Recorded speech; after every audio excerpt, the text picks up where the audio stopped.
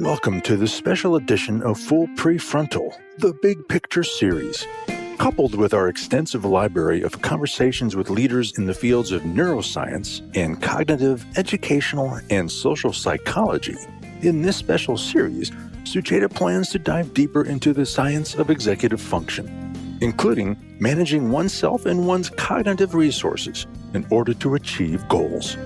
Throughout the Big Picture series, we'll explore the difference between knowing and doing. She will share real-life examples and day-to-day tips for practicing intentional strategies to help you, your family, your team members, or your students build competencies in executive function to lead to stronger, more resilient relationships, sustainable communities, and fulfilling lives together. And now here is our host, Sucheta Kamath. Welcome back to Full PreFrontal, where we are exposing the mysteries of executive function. As always, I'm here with our host, Sucheta Kamath. Good morning, my friend. Looking forward to our conversation today.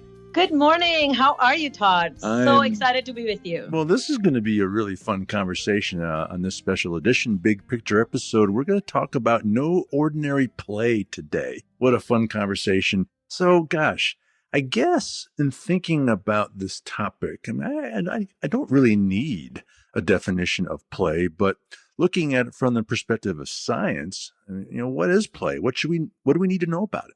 Yes, I know you probably were a little surprised when I chose this topic, and maybe the listeners too, but I thought, we are always talking about something very serious, but something fun and meaningful and lively, which has incredible value to executive function. We must talk. So yes, here we are discussing play.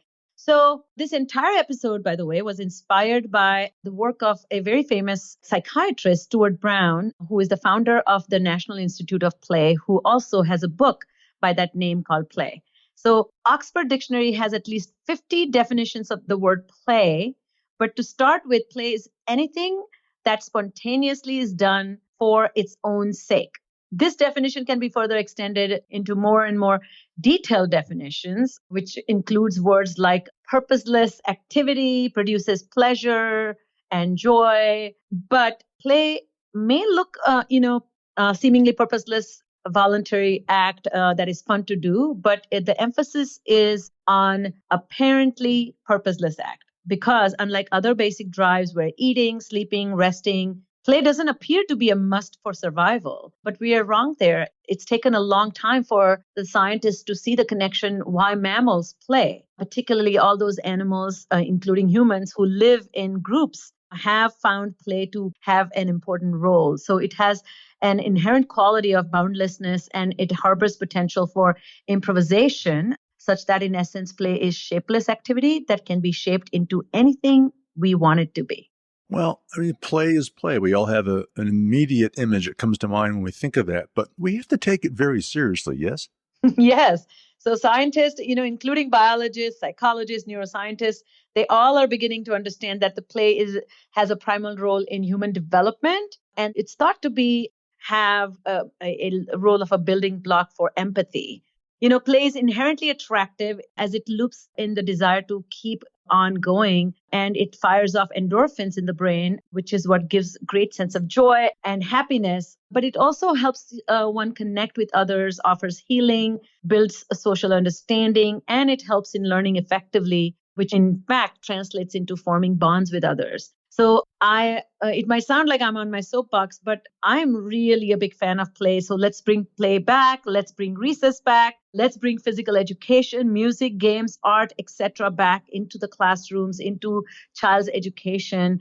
And more importantly, Todd, that parents need to really liberate their children and allow them to have free play, particularly the rough and tumble, which looks on the surface a little bit hard play, but it's not.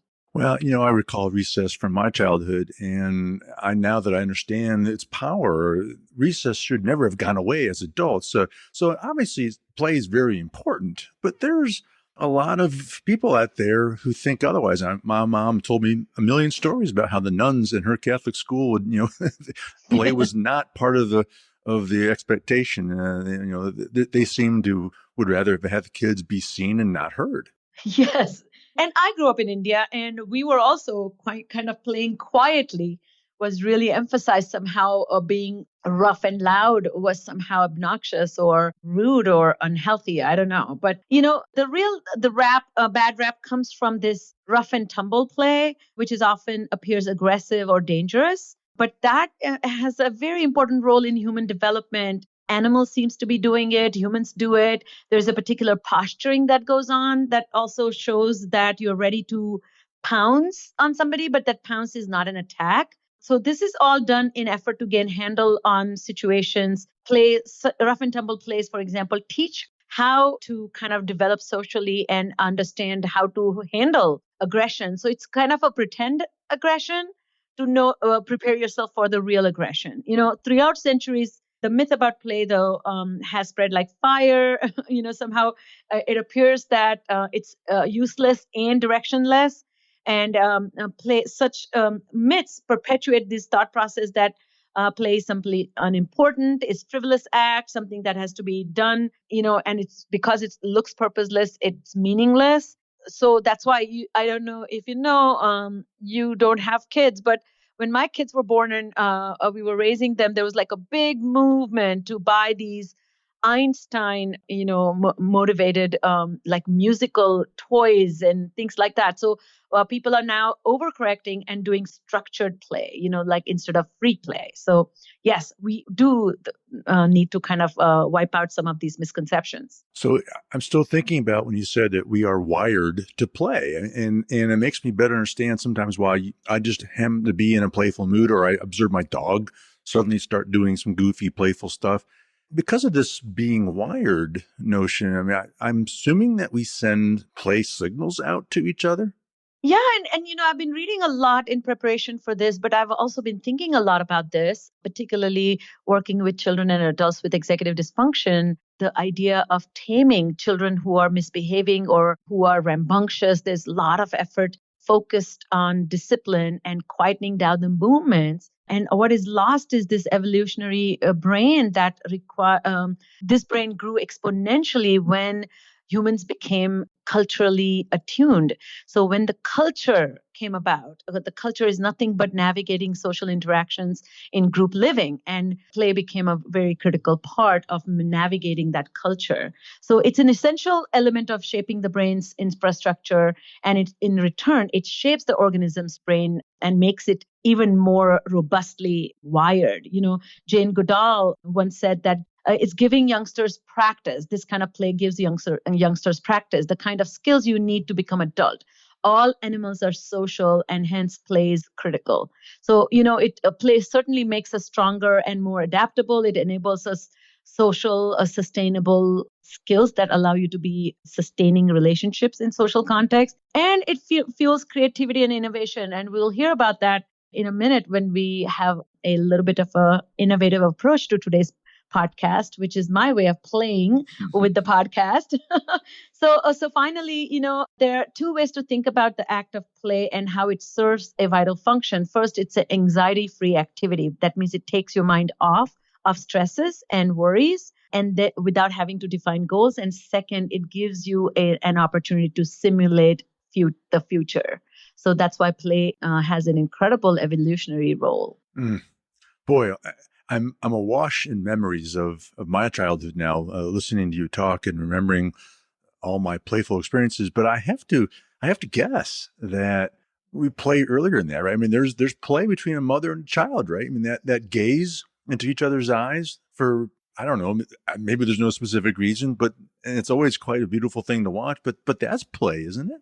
Oh, yes. And you know what you're describing, and so astute of you, you're describing something called attunement. Psychologists talk a lot about attunement. This is being in harmony with the other. And so the early play is between mother and a child. And in fact, children with autism, children with any social emotional disorders tend to have poor attunement, which again, one of the elements of that attunement is that being in synchrony with the other, emotional synchrony, and eyes are locked in. This kind of play strengthens the emotional bond between the two parties that are involved. So I remember my father, who was a chess champion, he had a great, knack for play, and he used to play chess, he used to play bridge. And then he also, as he became very busy, and we were teenagers, he would have these bridge championships and practices. So he used to travel all around the world. No, not the world, but India to take part in bridge competitions. And he would have a partner. And what fascinated me that, there would be two teams. So two pairs would show up and then they would play this bridge. And I don't know much about bridge, but it would go on and on. And my father, to me, what looked like was not as sharp as my father was, but my father had him as a partner and he would yell and scream and they would like the game would be over and then they would be shouting and screaming and he would be discussing like, why didn't you do this? Why didn't you do that? And they both had like a secret meeting. They would step out on the deck and they would have a little quick powwow and set a new set of signals and they would go back and start a new game. It was hilarious because in that moment, I would see my father, who was 50 then, would be fighting like a child and yelling and screaming and then making up and then also kind of conspiring against the other team. So yes, this kind of attunement continues throughout our life and brings a great sense of joy and closeness to the other. Lots to think about here. I mean, I'm assuming that both parents and our teachers should be equally interested in watching and certainly in promoting play if they want to see their kids or their students grow and thrive. I mean, so what should they be thinking about when they're doing this? That's a very interesting question and an important one. Because we are here talking about executive function, I want to circle back to this idea executive function is kind of pursuing your goals by organizing your thoughts and organizing your steps and creating a path to attain the goals that you have for self. And along the way, what is a really critical element is problem solving. How do you handle the challenge that you run into? And those kinds of things are best done where most learning happens, which is in school. So the parents and educators are keenly interested in two areas of growth in school-age children. One, how they master academics, and second, how they interact and relate to their peers and form bonds, right? So one without the other will truly be incomplete childhood experience. So the research shows that early play engagements and pro-social behaviors predict and directly contribute children's developmental trajectories in social and academic domains.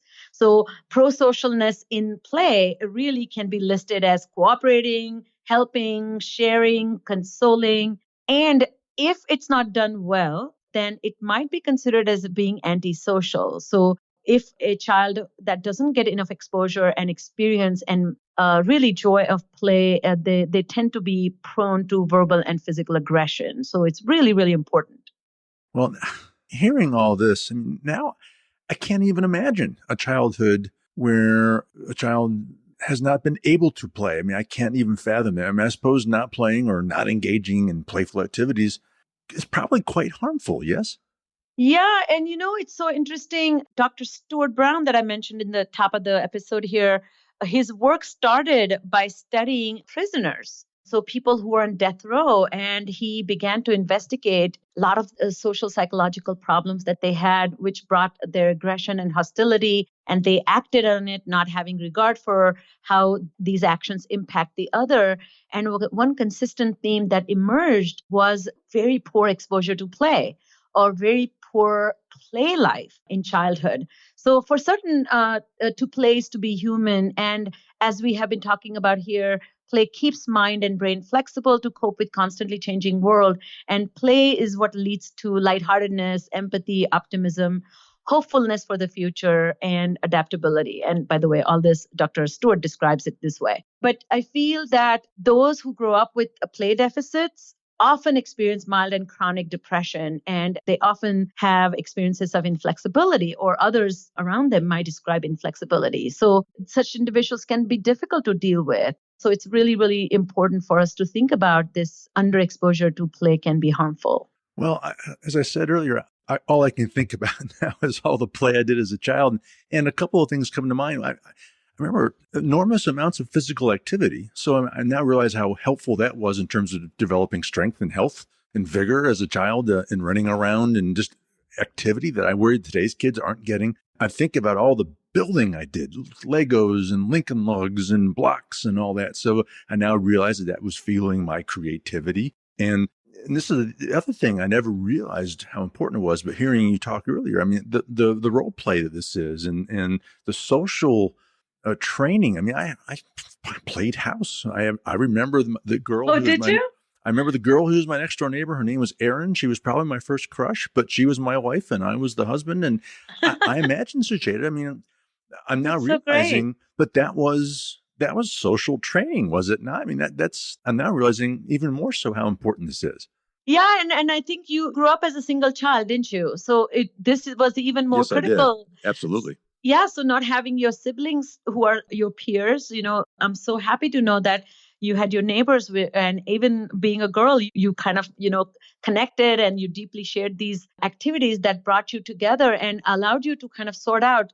So play is really where we sort things out. And this practice of having to sort out is nothing but in the executive function context, we can talk about creating mental templates. So what larger the repertoire of these mental templates, greater the opportunities to come up with multiple solutions. And in the literature, this is often called as a play histories. It's a very wonderful exercise. And those who are listening to this podcast, I highly encourage over dinner tonight, sit down with your loved one and ask them about their play history. That will tell you so much about their lives, as well as check it out if they had any play deficits. But me, rather than just sharing this with you, why don't we listen to this conversation that we recorded with Lisa and her sister, Laurie? I can't wait to just share that. And why don't we listen to that now? So I have with me Lisa Campbell Harper and her sister, Laurie Pennell. Welcome, guys. I'm so happy to have you. Hey, thank you. It's great to be here.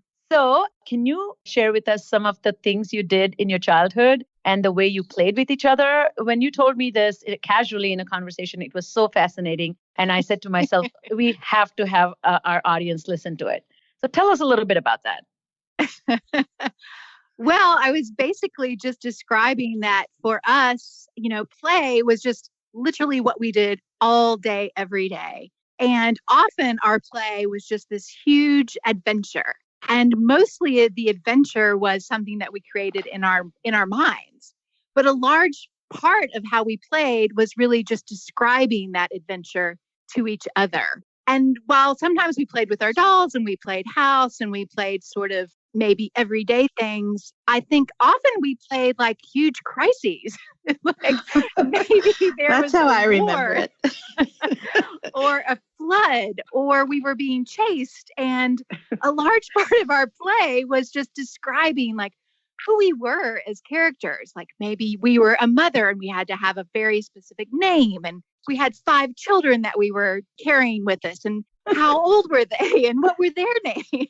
Oh, I think that was more like a dozen. And those children had their pets and all they had to lug around too.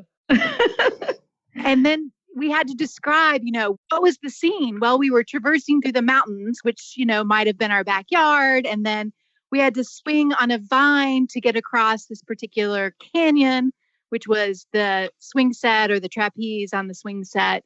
And every little moment of whatever it was that we were playing had to really be thought through. We weren't just wearing a dress. We were wearing a purple gingham dress with, a strap here for the teddy bear to cling to. Something very, very detailed. So, Laurie, what do you remember? What stood out for you?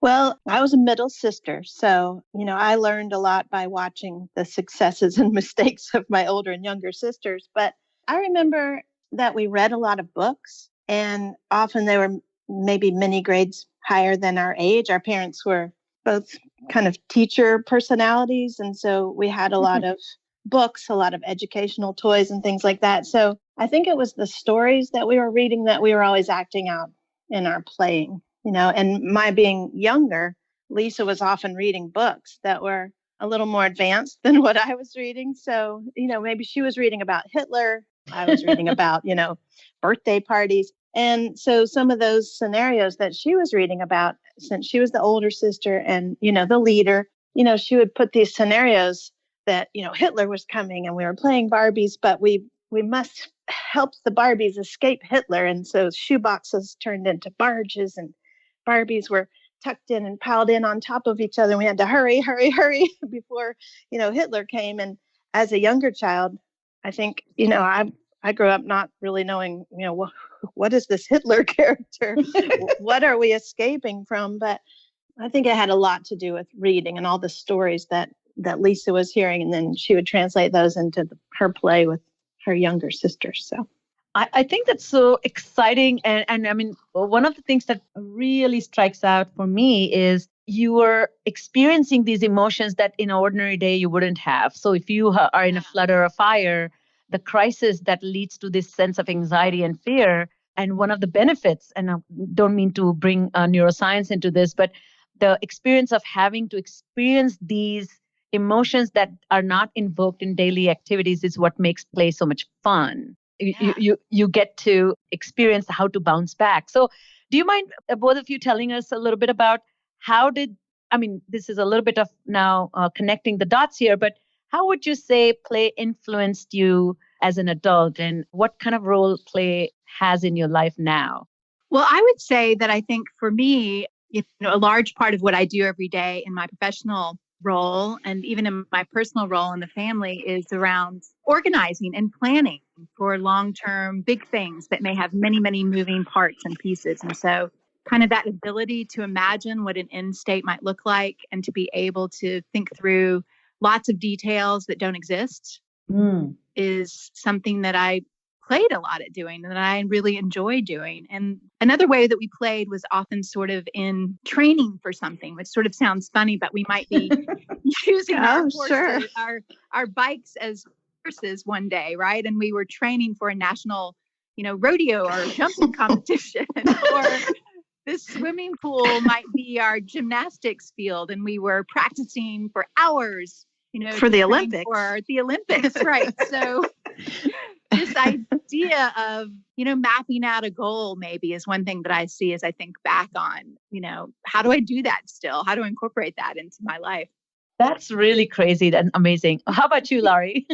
Well, I'm a little stumped by the question because I feel like I play every single day. I know I'm an adult. I'm going to turn 50 this year, but I don't know that I ever really stopped playing. As an artist and a writer, I just feel like the imagination side of who I was as a child never went anywhere. In what I do professionally, I'm paid to come up with ideas and they need to be out of the box. And it's always been such fun for me because, we never played inside of a box growing up. So I don't know about those boxes, but I think back to the idea of the books that we read growing up, we also read a lot of picture books and they always had these beautiful illustrations. My mother never got us, ugly books. There was no subpar illustration.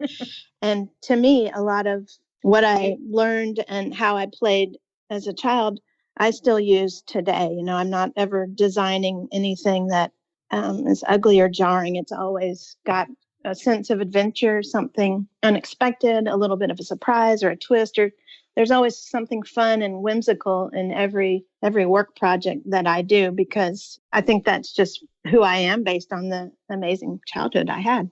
Wow. I mean, this just listening to you and knowing your professions, I don't know you as well as I know Lisa, but the creativity, the spontaneity, a deeply thought out action plan, and sounds like this idea of innovation is really at the heart of how you both choose to live your lives. And of course, I'm stretching here, but I do see a play having an incredible role there. So thank you guys for coming on the show and contributing and sharing and making it so fun.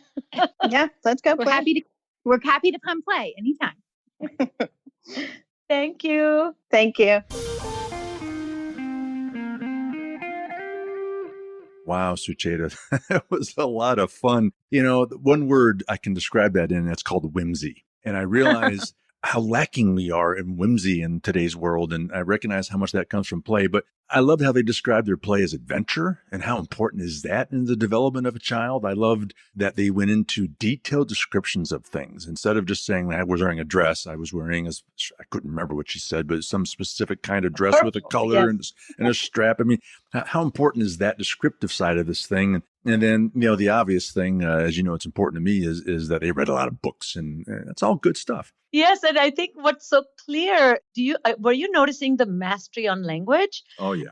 This is what it does. It builds these fundamental skills that we consider so vital for education and learning and development. They had a very robust life outside the classroom, which is what I love listening to the imagination that went into crafting such elaborate projects, elaborate catastrophes.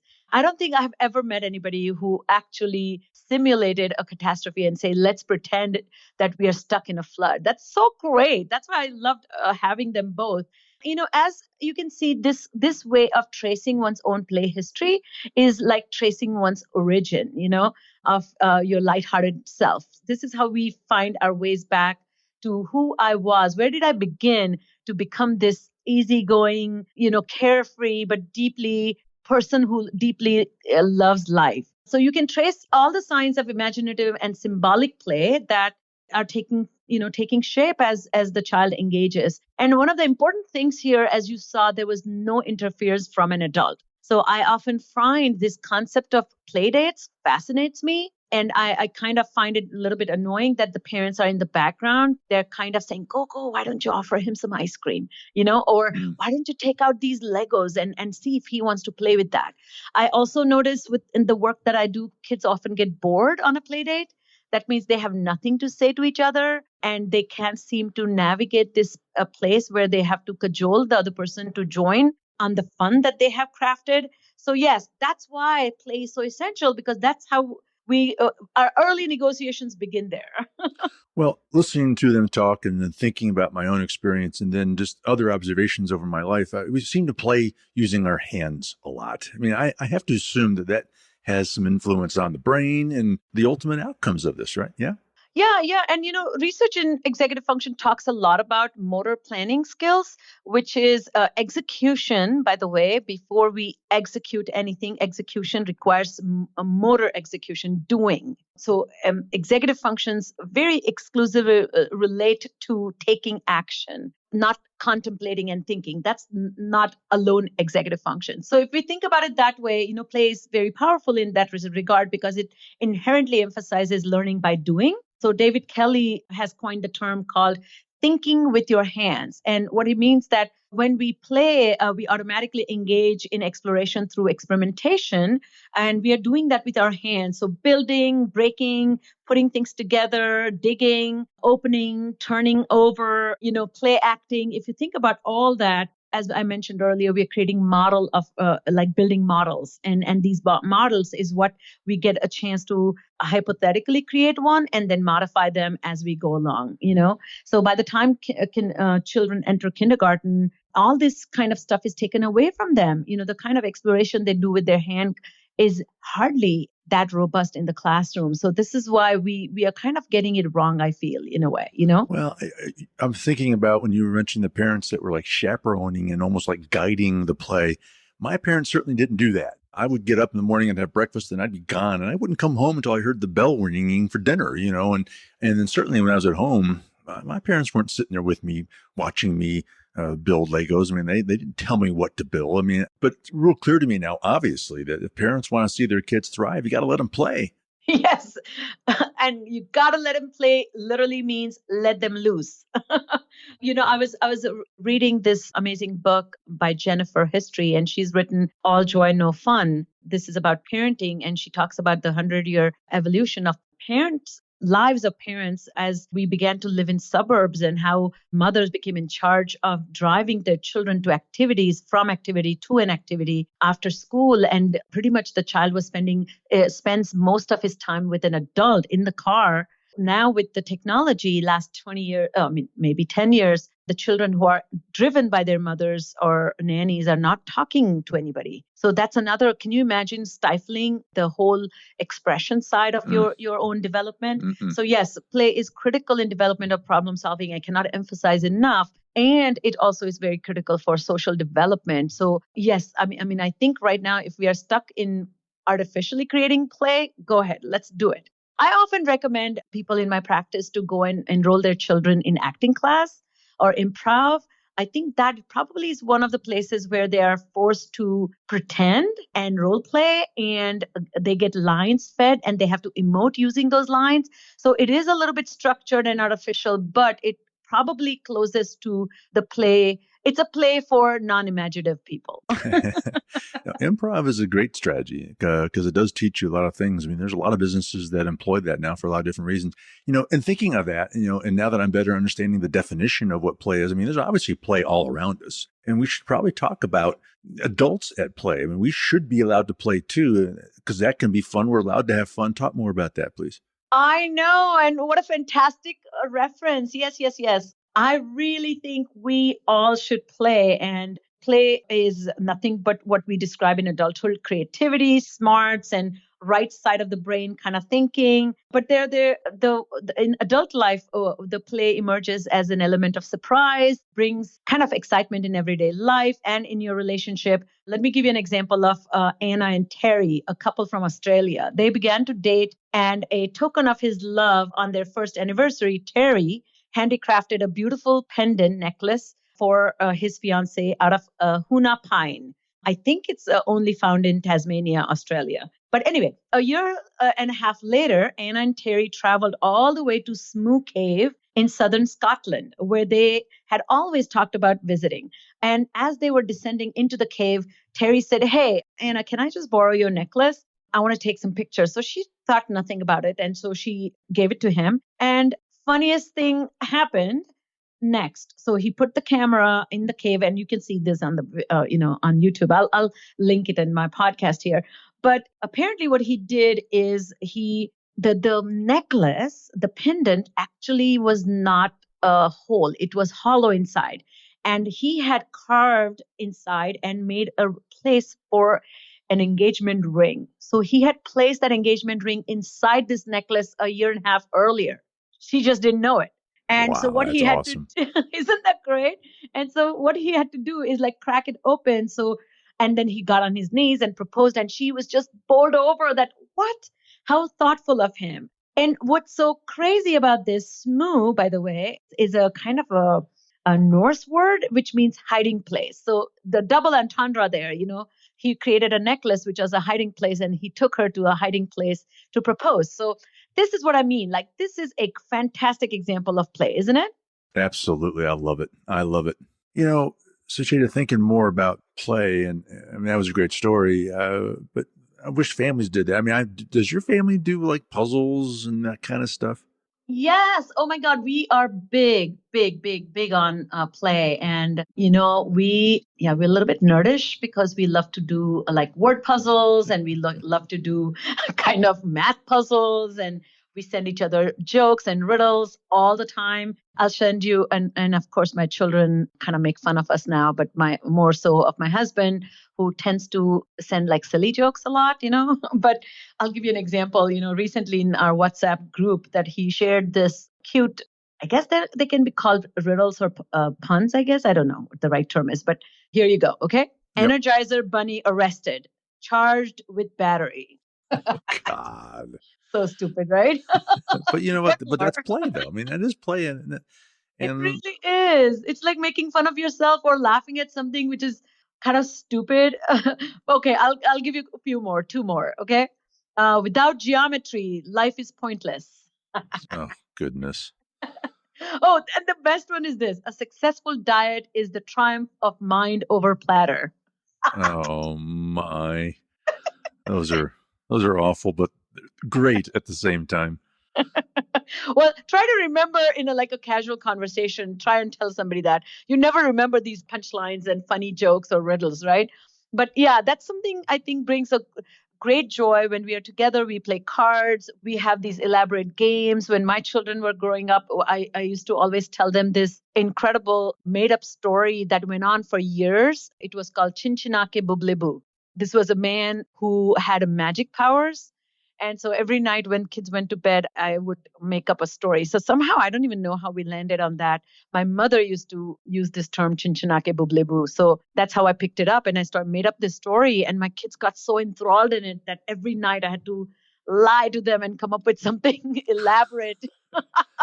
And it's so cute, but it lasted like for a year at least, or two. But that was one of our little things, that this imaginative, and my children are very imaginative and they're very playful. My older son I spoke to him on Sunday and he was riding his bike. And I said, "Where are you going?" So he said, "Well, I'm going to the train station." He lives in Manhattan. And then he said, "I'm going to take the train. I'm going to Long Island or Hampton Beach or somewhere." And he said, "Well, I'm taking apart a murder mystery and I have a specific costume and a role." So he's 23. And yes, he was looking ridiculous as he rode his bike that was not his in the middle of Manhattan on Saturday morning.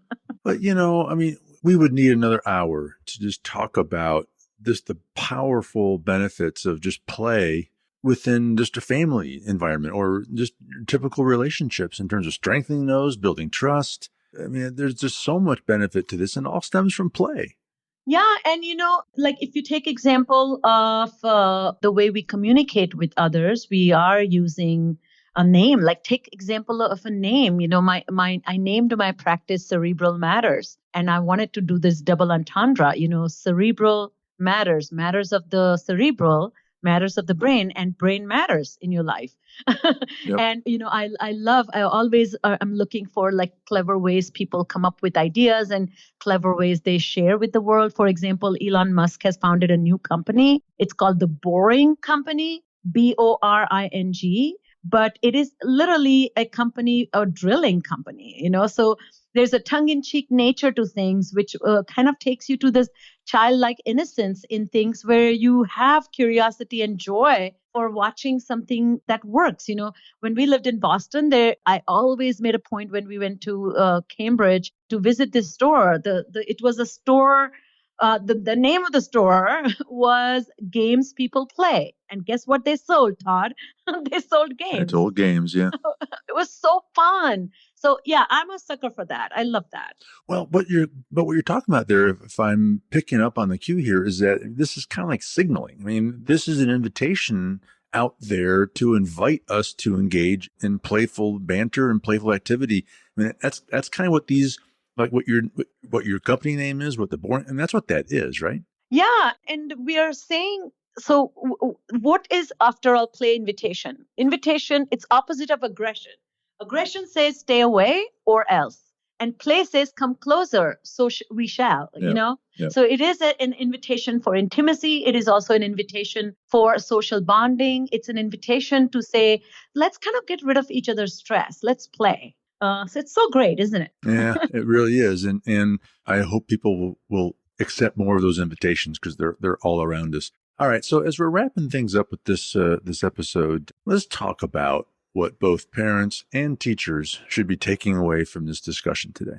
Yes. So the biggest takeaway is twofold. One is executive function at heart means problem solving, and problem solving is a skill that you learn not by going and taking a class. It is literally engaging in some sort of hypothesizing. And our next episode, we are going to talk about daily problem solving, but I'm setting the stage through play to talk about problem solving. And the second thing is play is the seat of creativity. So creativity is nothing but looking at a problem from a novel perspective in a self-initiated way and for the sake of solving the problem and to in order to create joy. So we can't necessarily make children creative in a scripted way, but we can certainly create an environment where they begin to play and play with ideas in an effort to fit those ideas together to generate a solution. So one needs the space and a fertile land where they can play or flirt with ideas and sow the seeds of creativity. So it is a kind of engaging in the world in a free fall manner and let the ideas take shape in a creative ways. Parents need to feel comfortable and confident that their kids can be allowed to make chaos their home, and they should be kind of engaging in non-academic tasks where they play so that they can take those skills and apply. So arts, music, theater, acting, these are some of the places where experiences are provided to the children in a way that it acts as a rich soil for children to be carefree and yet very safe. And finally, I will say that we need to really aspire for creativity because it's an ultimate expression of joy. So do you know, Todd, that Einstein claimed that his theory of relativity was a magical musical thought? As a child, he took the self-initiative and showed interest in learning violin on his own, and he taught violin to himself after listening to Mozart. But that kind of, he described that was the foundation of his musical thought. What a beautiful way to think about, isn't it? Well, it's an example of how play generates ideas and more whimsy, and it frees up the mind to be more creative on other endeavors. I mean, it proves the point. And, I know we are ending here, but I just want to share one quick study. There's a scientist there's a psychologist who studied Nobel Prize winning scientist. And what they found? They found some incredible science behind or themes that emerged, that these scientists were twice likely to play musical instrument. They were 7 times more likely than an average person to draw or paint, and 12 times more likely to write fiction or poetry. And finally, 22 times more likely to perform as a dancer, actor, or a magician. So imagine, it's a myth to think that if you have a scientific thought or scientific mind and a mathematical inclination, then you cannot be engaging in the artistic side of the world. No, in fact, when they combine together, it leads to the highest form of creativity. So let's play, Todd. Let's let people play and let's enjoy life. And as we do that, we are going to be free from all the worries, because we're going to get to practice how to worry in a scripted way and then let that worry go, isn't it? It's absolutely the case. And I am going to encourage more playtime amongst certainly all my colleagues. Great, great stuff. All right, that's all the time we have for today. If you know of someone who might benefit from our very own whimsical podcast episode today, we would be most grateful if you would kindly forward it to them. So on behalf of our host, Sucheta Kamath, and all of us at Cerebral Matters, that means something more to me now. Thanks for listening today, and we look forward to seeing you again right here next week on Full PreFrontal.